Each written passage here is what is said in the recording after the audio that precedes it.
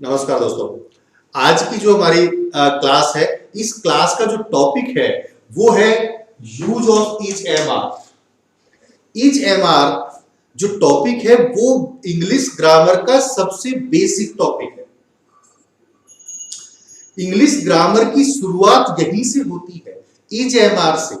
और इसी basic topic पर बहुत से जो लर्नर्स होते हैं वो मिस्टेक करते हैं इनके यूजेज में, क्योंकि उनकी जो सोच होती है या वो समझते हैं कि इंग्लिश ग्रामर में, इंग्लिश में ईच एमआर का जो यूज है वो है कि है, यानी हिंदी सेंटेंसेस में जब कहीं भी उनको है नजर आता है या है बोलना है तो उसको इंग्लिश में बोलने के लिए ईच एमआर का यूज कर दो।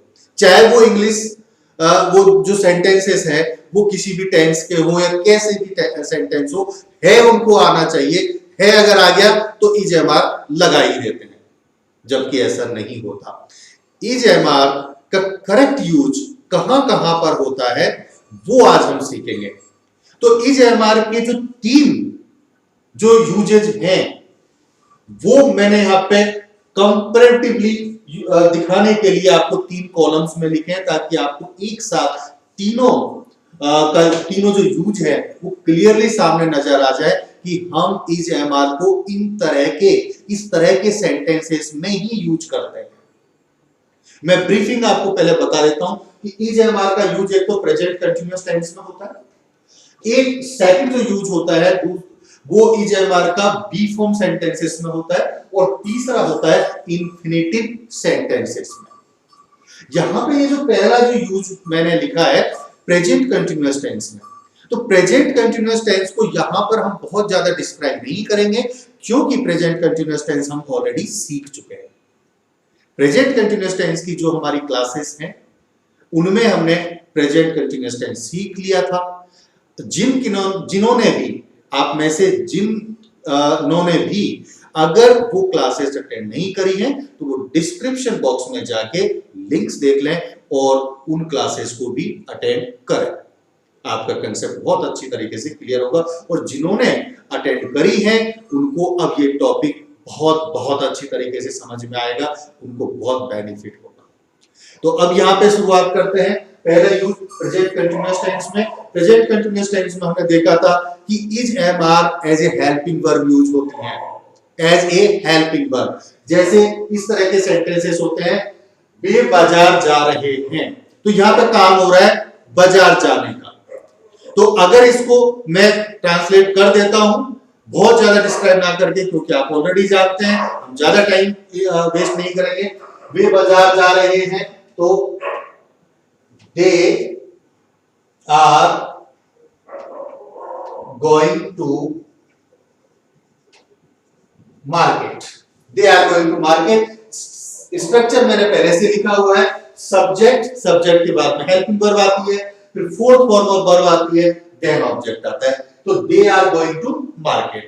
अगला जो हमारा सेंटेंस है, हम नहीं हंस रहे हैं, तो यहां पर भी काम हो रहा है हंसने का। हम नहीं हंस रहे हैं, तो we are not laughing।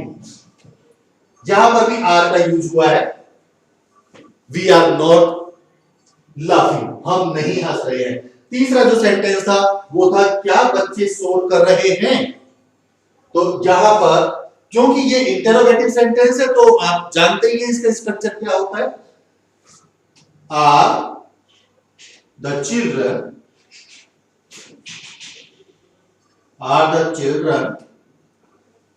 making noise। are the children making noise, क्योंकि इंटरोगेटिव सेंटेंस था तो इसमें हेल्पिंग वर्ब पहले आ गई है, आर पहले आ गया। और फिर क्या वह नहीं आ रहा है, is he not coming, is he not coming. तो यहां पर भी इज का यूज हुआ है, इज ही नॉट कमिंग। तो ये मैंने ट्रांसलेट कर दिए हैं आपको। यहां पर आपको, मैं समझता हूं कि सबको आता है कि किस तरह से क्यों ट्रांसलेट करते हैं। इंटरोगेटिव नेगेटिव में इज हेल्पिंग वर्ब पहले आ गया, नॉट भी आ गया। इंटरोगेटिव सेंटेंस में हेल्पिंग वर्ब पहले आ गई। नेगेटिव में पहले सब्जेक्ट आता है, फिर हेल्पिंग वर्ब, फिर नॉट, फिर फोर्थ फॉर्म ऑफ वर्ब। और इसी तरह अफर्मेटिव सेंटेंस में पहले सब्जेक्ट, फिर हेल्पिंग वर्ब, फिर fourth form of verb, then object. तो ये तो रहा प्रेजेंट कंटीन्यूअस टेंस का।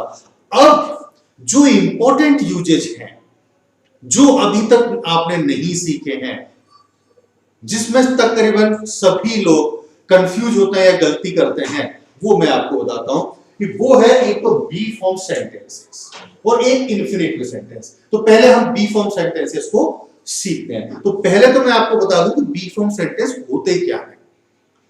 एक तो वो सेंटेंसेस जो होते हैं वो जो टेंसेस के होते हैं। तो टेंसेस के वो सेंटेंस होते हैं जिसमें कुछ काम होता है, जिसमें कुछ वर्क होता है, जिसमें सब्जेक्ट कुछ काम करता है। वो सेंटेंसेस तो जो टेंसेस होते हैं उनको बिलोंग करते हैं। लेकिन कुछ सेंटेंसेस ऐसे होते हैं जिसमें कोई काम नहीं होता, यानी सब्जेक्ट कुछ काम नहीं कर रहा है, बल्कि उन सेंटेंसेस में किसी की भी होने की या नहीं होने की बात की जा रही है। जैसे मैं ये बोलूं कि this is a whiteboard pen, this is a whiteboard. तो ये जो हम बोल रहे हैं कि होने की बात, ये व्हाइट बोर्ड पेन है, तो होने की बात करें तो वो जो सेंटेंसेस होते हैं वो बी का मतलब होना, बी फॉर्म सेंटेंसेस होते हैं। अब ये जो बी फॉर्म सेंटेंसेस होते हैं, इनमें जो हेल्पिंग वर्ब्स जो लगती है वो ईजेएमआर लगती है, प्रेजेंट के जो बी फॉर्म सेंटेंसेस है। इसलिए ईजेएमआर को बी फॉर्म वर्ब भी कहते हैं।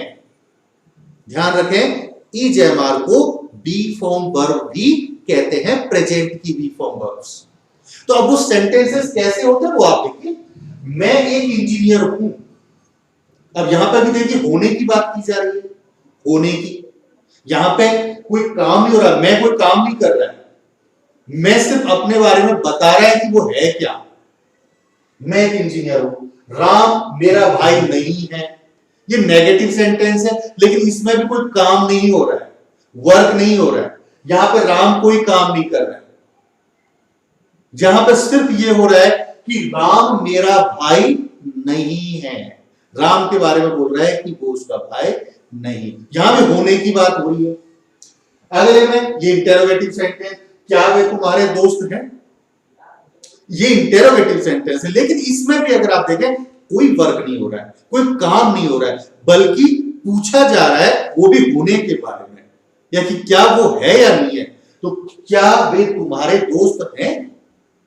अगला जो सेंटेंस इंटरोगेटिव नेगेटिव सेंटेंस, क्या यह मेरा पेन नहीं है, इसमें भी कोई वर्क नहीं हो रहा है, बल्कि पूछा जा रहा है कि क्या ये मेरा पेन नहीं है। सेंटेंस तो इंटरोगेटिव नेगेटिव है। अब आपको सेंटेंसेस आराम से समझ में आ रहे होंगे जिन्होंने हमारी पिछली क्लास अटेंड करी है कि अफर्मेटिव सेंटेंस चार होते हैं, affirmative, negative, interrogative, interrogative negative. तो यहां पर ये जो चार मैंने एग्जांपल लिखे हैं, चारों ही सेंटेंसेस के लिखे, पहला affirmative, negative, interrogative, interrogative, negative. अब इन चारों में अगर आप देखें तो कोई काम नहीं हो रहा है, बल्कि किसी न किसी चीज के होने की बात या नहीं होने की बात की जा रही है। तो ऐसे जो सेंटेंसेस होते हैं ये होते हैं बी फॉर्म सेंटेंस। इनको ट्रांसलेट करने के लिए या इनको इंग्लिश में बोलने के लिए हम ईजेएमआर का यूज करते हैं। तो इनको कैसे यूज करते हैं, तो वो सेंटेंस का जो स्ट्रक्चर होता है वो ये होता है, सबसे पहले हम सब्जेक्ट की इंग्लिश बोलते हैं, उसके बाद फिर ये हेल्पिंग वर्ब यानी बी फॉर्म वर्ब्स ईजेएमआर आएंगी, उसके बाद complement. Complement in the sense कि जो रिमेनिंग जो पार्ट है सेंटेंस का, सब्जेक्ट और वर्ब के अलावा जो रिमेनिंग पार्ट है, जो इस पूरे सेंटेंस को कॉम्प्लीमेंट कर रहा है यानी पूरा कर रहा है, मीनिंगफुल बना रहा है, उस पार्ट को हम यहां पर लिख देते हैं। तो अगर हम इसको ट्रांसलेट करें तो इससे पहले को अगर हम ट्रांसलेट करेंगे तो सबसे पहले हम सब्जेक्ट की इंग्लिश लिखेंगे, मैं एक इंजीनियर हूं। सब्जेक्ट कौन है, मैं, आई के साथ में एम लगता है क्योंकि इसके बाद में ईजेएमआर आएगा तो एम आएगा, आई एम, और उसके बाद में कॉम्प्लीमेंट। कॉम्प्लीमेंट मतलब एक इंजीनियर, इसमें कॉम्प्लीमेंट क्या दे रखा है, एक इंजीनियर। तो I am an engineer, I am an engineer, इस तरह से ट्रांसलेट होगा। तो यहां पे आप देखिए एम लगा। अगला जो सेंटेंस है, राम मेरा भाई नहीं है, ये नेगेटिव सेंटेंस है। नेगेटिव, तो नेगेटिव में आपको पता है कि नेगेटिव सेंटेंस हम क्या करते हैं, हेल्पिंग वर्ब के बाद नॉट लगा देते हैं। तो यहां पर हम सब्जेक्ट लिखेंगे पहले राम, राम, और उसके बाद में हेल्पिंग वर्ब इज, और फिर नॉट, और मेरा भाई, Ram is not my brother, Ram is not my brother. तो यहां पर भी हमने इज का यूज किया है। इस तरह के जो बी फॉर्म सेंटेंसेस है उनका नेगेटिव सेंटेंस, इसमें भी हमने इज का यूज किया। अगला जो है हमारा, क्या वे तुम्हारे दोस्त हैं, तो सेंटेंस कौन सा है, ये इंटेरोगेटिव, यही है, बी फॉर्म का ही है, लेकिन सेंटेंस अलग है। तो यहां पे हेल्पिंग वर्ब पहले आ जाएगी। तो वे, वे को होता है दे, तो are they your friends, last में इंटेरोगेटिव सिंबल, क्या वे तुम्हारे दोस्त हैं, आर दे, हेल्पिंग वर्ब पहले आ गई आर, फिर सब्जेक्ट आ गया, और उसके बाद complement, are they your friends, और लास्ट में इंटेरोगेटिव सिंबल। तो यहां पर भी आप देख रहे हैं कि हेल्पिंग वर्ब आर आया है। इसी तरह से अगला जो हमारा सेंटेंस है, क्या यह मेरा पेन नहीं है, तो ये जो सेंटेंस है वो कौन सा हुआ, इंटेरोगेटिव नेगेटिव। तो इसमें भी हम पहले हेल्पिंग वर्ब लिखेंगे, क्या यह मेरा पेन नहीं है, is this not my pen, is this not my pen, क्या यह मेरा पेन नहीं है, हेल्पिंग वर्ब पहले आई, फिर सब्जेक्ट आया, फिर नॉट, और उसके बाद में कॉम्प्लीमेंट। तो आपने देखा कि जो ये इज एमआर का जो यूज है इस तरह के सेंटेंसेस में भी होता है जो बी फॉर्म सेंटेंसेस होते हैं, और बी फॉर्म सेंटेंसेस में इज एमआर का होता है, इसलिए इज एमआर को हम बी फॉर्म वर्ब भी कहते हैं। तीसरा जो वेरी इंपॉर्टेंट यूज है वो इस तरह का है, आप देखना ये जो सेंटेंसेस आप बहुत कम ऐसी जगह आपको मिलेगी, बहुत कम जो टीचर्स होंगे वो आपको यूज सिखाएंगे कि इज एमआर का यहां पर भी इस तरह से यूज होता है, और इनको ट्रांसलेट करना बहुत बहुत आसान होता है। लेकिन जिन्होंने इनका ट्रांसलेशन नहीं सीखा, जिन्होंने तरीका नहीं सीख रखा, उनके लिए काफी टिपिकल होता है। तो आपके लिए तो बहुत आसान होने वाला है, वो आप देखिए, मुझे जयपुर जाना है, मुझे जयपुर जाना है। अब देखिए इसमें मैं जयपुर जाता हूं, इसका तो ट्रांसलेशन कर देंगे सब, क्योंकि मैं जयपुर जाता हूं ये तो प्रेजेंट इंडेफिनेट का सेंटेंस हो जाता है, लेकिन मुझे जयपुर जाना है इस तरह का जो सेंटेंस जिसमें ये बोला जाए कि ये काम मुझे करना है, नियर फ्यूचर में ये काम मुझे करना है। तो जैसे मुझे जयपुर जाना है, उन्हें शादी में शामिल नहीं होना है, क्या हमें एक और मैच खेलना है, क्या तुम्हें अपना काम पूरा नहीं करना है। तो जब जो एक्शन वर्ड जो लास्ट में होता है उसमें ना ने नी जो ना लगा रहता है वो इस तरह से इंडिकेट करता है कि ये कमिंग फ्यूचर का काम है, कमिंग फ्यूचर के बारे में पूछा जा रहा है। तो ये जो सेंटेंसेस होते हैं कोई पार्टिकुलर किसी भी टेंस को बिलोंग नहीं करते, इनका जो ट्रांसलेशन होता है अलग तरीके से होता है, और इनमें कैसे बी फॉर्म जो हेल्पिंग वर्ब है हमारी इजेमार उनका यूज होगा, साथ में इन्फिनिटिव वर्ब का यूज होगा, इन्फिनिटिव। तो वो कैसे करते हैं वो मैं आपको बताता हूं। इन्फिनिटिव क्या होता है, इन्फिनिटिव वर्ब में अगर वर्ब की फर्स्ट फॉर्म से पहले हम टू लगा देते हैं, two plus first form of verb, तो उसको इन्फिनिटिव बोलता है, इन्फिनिटिव। तो इसमें कैसे यूज करेंगे, मुझे जयपुर जाना है, तो सबसे पहले जब ट्रांसलेट करेंगे तो सब्जेक्ट की ट्रांसलेशन करेंगे, यानी सब्जेक्ट को बोलेंगे। सब्जेक्ट के बाद में जो बी फॉर्म वर्ब्स होती है इजेमार उनमें से एक आएगा, और फिर इन्फिनिटिव आएगा।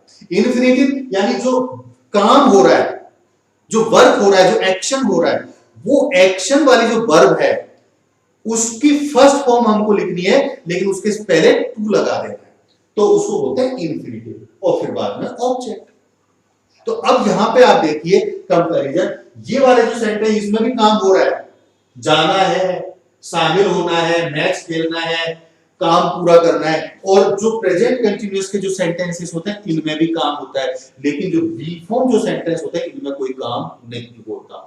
ये सिर्फ किसी भी चीज के होने के बारे में बताते हैं कि ये चीज है, ये वहां रखी है, ये वहां है, ये चीज यहां है, वो चीज वहां है, होने के बारे में। तो ये तीन तरह के यूजेज हैं, प्रेजेंट कंटिन्यूअस, बी फॉर्म और इन्फिनिटिव। अब इन्फिनिटिव को ट्रांसलेट करते हैं, पहले वाले को हम ट्रांसलेट करेंगे, मुझे जयपुर जाना है, तो सब्जेक्ट है मुझे, तो आई, फिर इजेमार में से एक आएगा तो आई के साथ एम आता है, एम, उसके बाद इन्फिनिटिव। इन्फिनिटिव यानी एक्शन क्या हो रहा है इसमें, जाना है, जाना, तो जाने को क्या बोलते हैं, गो, तो यहां पे गो से पहले हम क्या लगा देंगे, टू।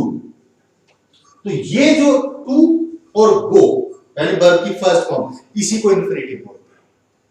और आई एम टू गो, कहां जाना है, ऑब्जेक्ट, कहां जाना है, जयपुर जाना है, I am to go to Jaipur, I am to go to Jaipur.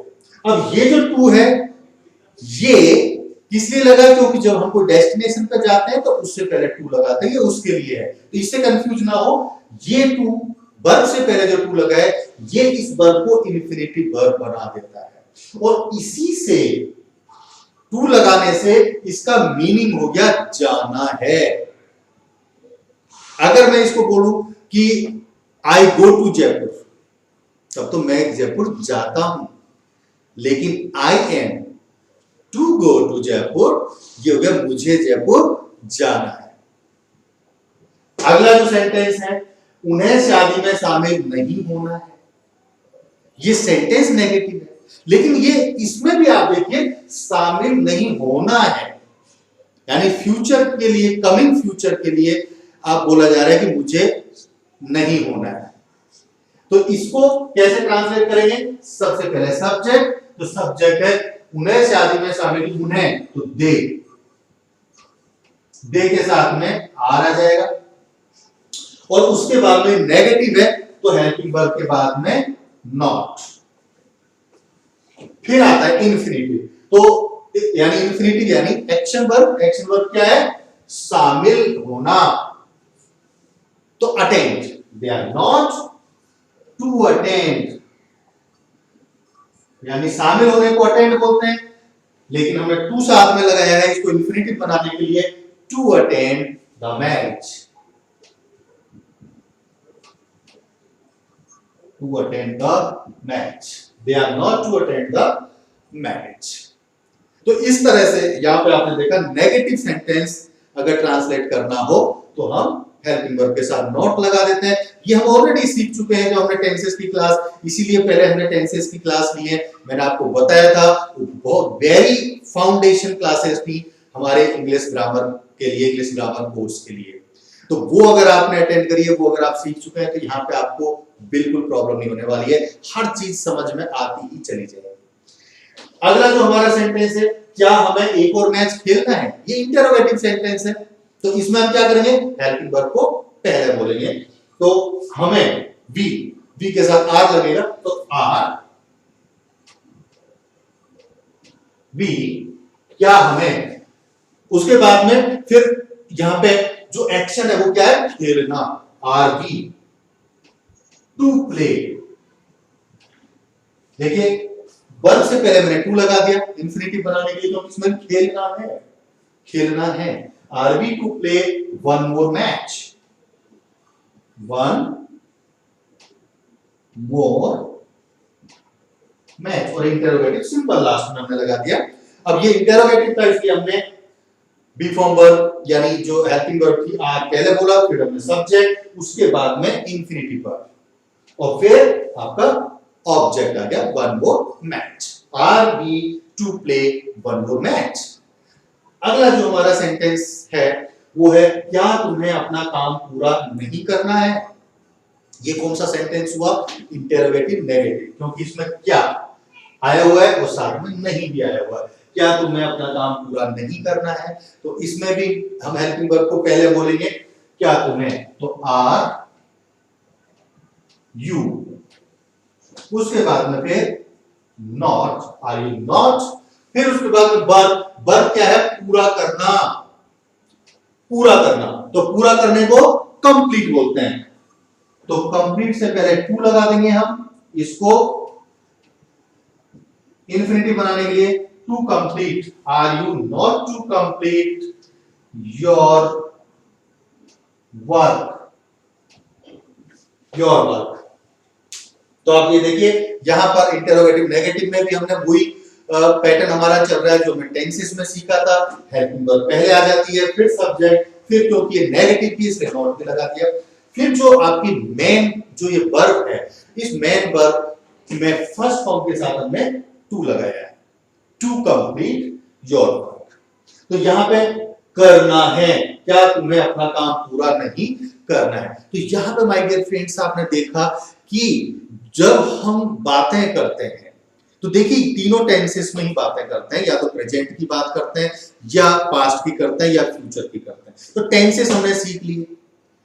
अब जो सेंटेंसेस उन टेंसेस को बिलोंग कर रहे हैं वो तो हमने ट्रांसलेट करने सीख लिए, लेकिन कुछ सेंटेंसेस ऐसे भी होते हैं जो उनमें जो हमने सीखा है उनकी कैटेगरी में नहीं आते, बल्कि कुछ अलग हटके होते हैं, जैसे आपने यहां पर देखा है। तो इसलिए यहां पर देखा आपने मुझे जयपुर जाना है, तो वो जो हमने तीन टेंस सीखे थे, present indefinite, present tense, past tense, future tense, उन किसी में भी इसका नहीं आता यूज।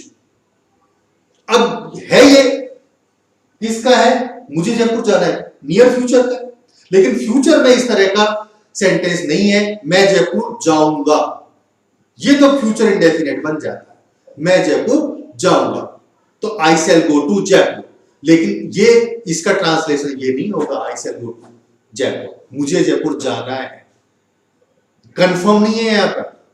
तो इनका ऐसे जो सेंटेंसेस होते हैं उनके ट्रांसलेशन के लिए सेपरेट ग्रामर रूल्स होते हैं, ग्रामर टॉपिक होते हैं, उनको हम इस तरह से सीखते चले जाएंगे।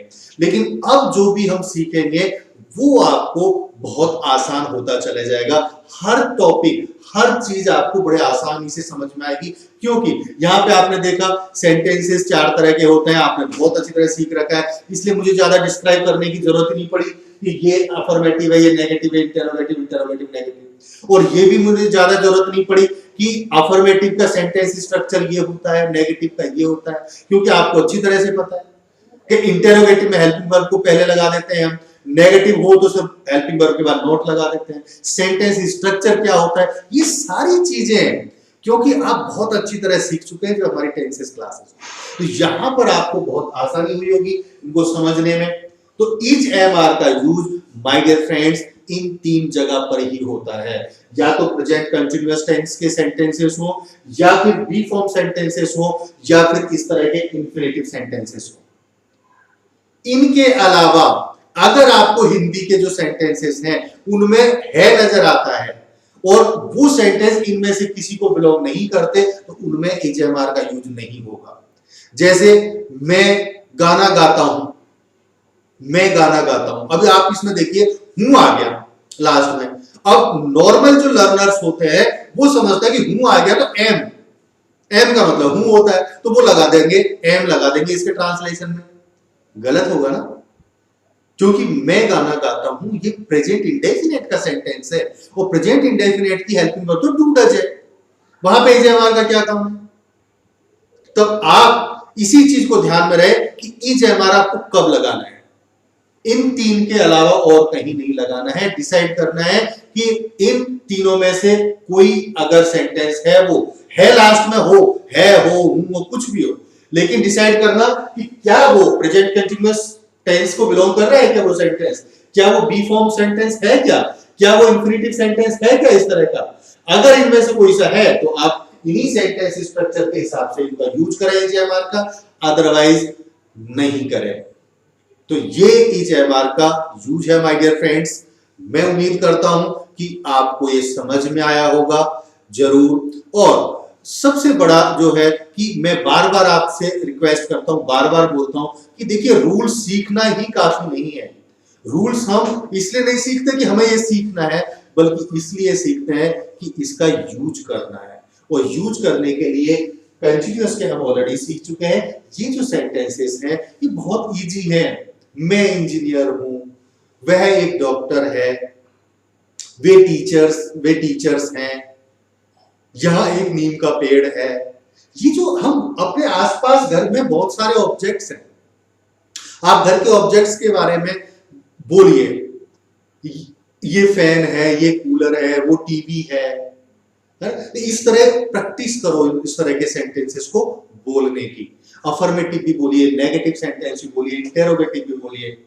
दो चार सेंटेंसेस अपने आप बोलो और मन में नहीं बोलना है। अगर आप प्रैक्टिस करना चाहते हैं तो मन में नहीं बोलना है, क्योंकि मन में बोलोगे तो इसका मतलब माइंड बोलेगा। आपको उस बात को टंग पर लेके आना है, क्योंकि हमारी जो टंग है उस टंग को इतने दिनों से हम जो मदर टंग को यूज कर रहे हैं, जो हमारी हिंदी जो लैंग्वेज है या आपकी जो भी लैंग्वेज है, उसको अगर आप यूज करते हैं तो उस टंग को आदत पड़ गई है उन्हीं वर्ड्स को यूज करने की, उन्हीं वर्ड्स को बोलने की।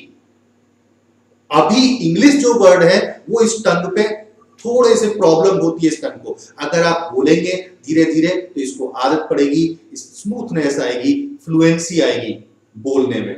तो आप धीरे धीरे इस तरह के छोटे छोटे जैसे जो सेंटेंसेस हैं इनको हिंदी को पहले ना बोले, हिंदी सब माइंड में रखें, आप डायरेक्ट बोले। You are a teacher, I am a doctor, he is a librarian.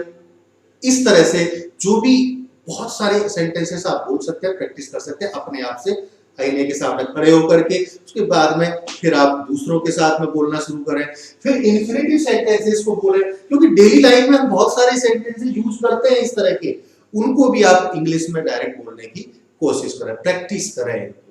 Practice करेंगे तो आप कभी नहीं भूलेंगे, माइंड में बहुत अच्छी तरह से स्टोर हो जाएगी ये सारी बातें।